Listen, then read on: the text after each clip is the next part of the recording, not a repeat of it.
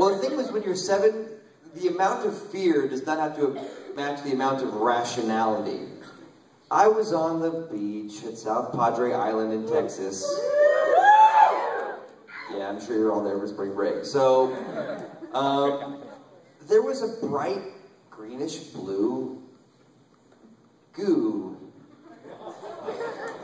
on the beach. And I was very excited because I was still in the land mentally where maybe, just maybe, and I knew it was crazy.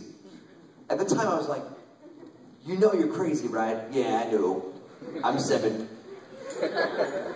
I thought maybe it was the mutagenic goo from the Ninja Turtles.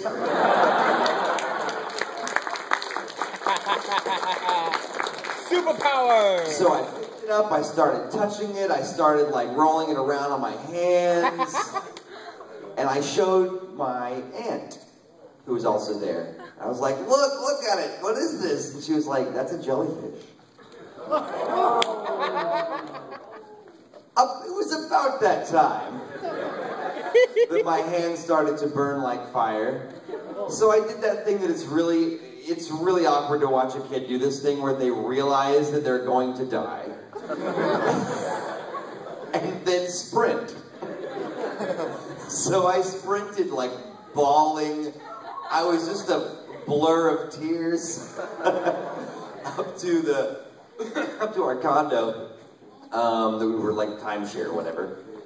And just beside myself, because I mean, you know, when you hear about jellyfish, you usually hear, oh, those Australian man-o-war, you know, I was going to die. Anyway, I didn't die. But between the time I found out it was a jellyfish and 3 or 4 seconds later when I was 5 flights of stairs up in the condo, that was probably the scariest moment, because when you're not able to rationalize how you die and how much time you have, it's a race against time for your freaking life. So that was probably the scariest thing that ever happened to me. I hope it's a funnier story and not just sad. You in the red hat. Have you ever read fan fiction about yourself? Because I know it exists somewhere. Have I ever read fan fiction about myself? Oh. Other than what I've written myself, you mean? No. But I'd love to read some, because man, that would be great for panels and shows. Wouldn't it? And the thing is, I've been to panels at like smaller cons where the entire panel is just reading horrific fan fiction that somebody thought was, I guess, erotic is the word I should use. Yeah. Just stuff about, yeah. One like about Cloud and Tifa and their gastrointestinal adventures. I'm going to take one more question and then show you a new video. You, sir, the Akon 23 shirt. Outside of what you've been doing already, have you been able to actually do something outside, you know, like with your actual musical background? You know, I do teach musical theater writing in the summers. But you're asking me if I've been able to create something outside the realm of video game music.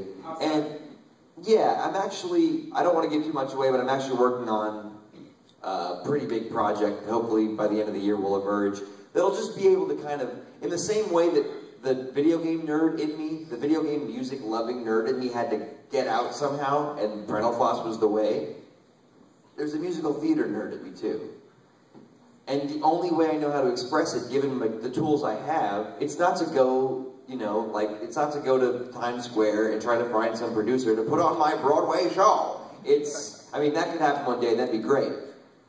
But there's a back door to any cultural demographic, and that's called making great videos about stuff they like on the internet.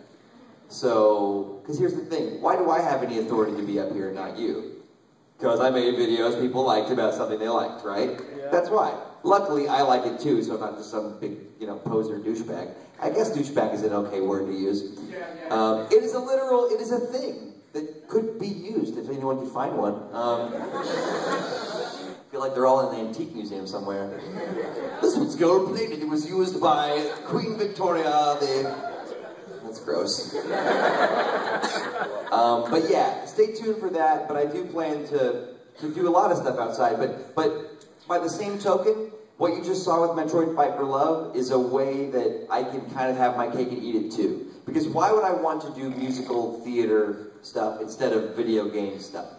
Well, my first answer would be, oh, because it could be deeper, it could be more meaningful. I could work with music and lyrics in a way that is meaningful and interesting, and then I go, wait a minute. I can do that. I can do that and make fans happy and do stuff with tunes I already like.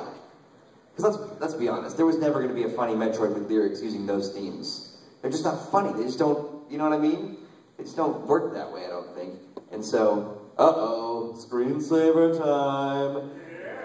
Hey, this is a picture somebody took of the woods. Oh, and now we have some interesting kind of grass. More woods? Oh my gosh, this is the best panel ever! Oh my god, a tiny insect. Okay, okay. So speaking of Up earlier, the Pixar movie Up, I love the montage. It's a montage about growing up, and that's what I want you to keep in mind with this next video, which this is brand spanking new, as opposed to the PAX East thing. You guys are the first audience ever to see this. It is so fresh that it is not even, we haven't even done a round of notes. This is basically, there's a song on the new CD called Baby Mario and Papa Yoshi, and it is a retelling of the story of Mario falling from the sky and Yoshi finding him, and that's all I'm going to say. But basically, the only thing you need to know is that we're going to change the beginning, because right now it's got somebody dropping Mario in a bassinet. Instead, it's going to be him falling from the sky. We're making some other changes, but this is an animatic. In the same way that you just saw a moving story where with Metroid, same deal. So some gags are going to be harder to discern because it's like, you know, really few and far between in terms of the actual frames. But try to keep up. Here goes. I think you're going to like it. It's going, I promise.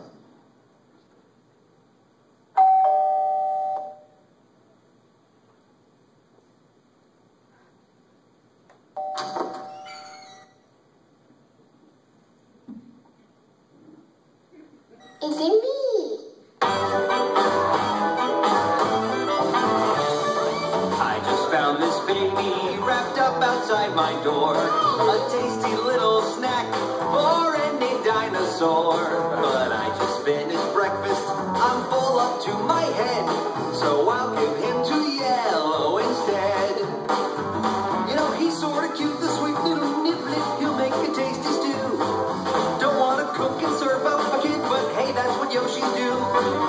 He's all alone without a friend, but he's taking it on the chin. Anyway, hey Yellow, I brought you something new.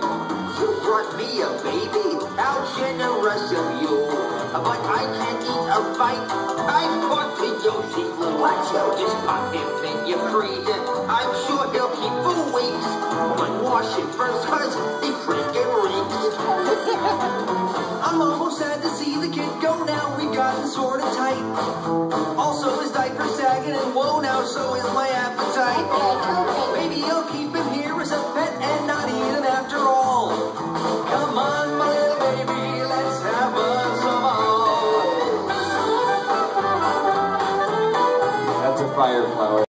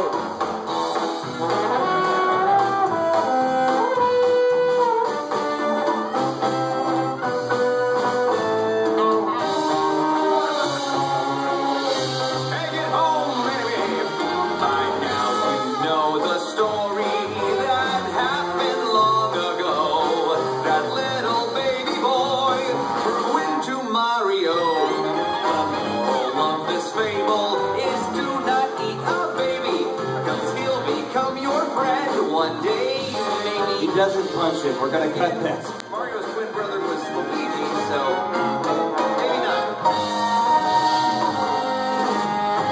Bye-bye. So yeah, it's definitely a work in progress.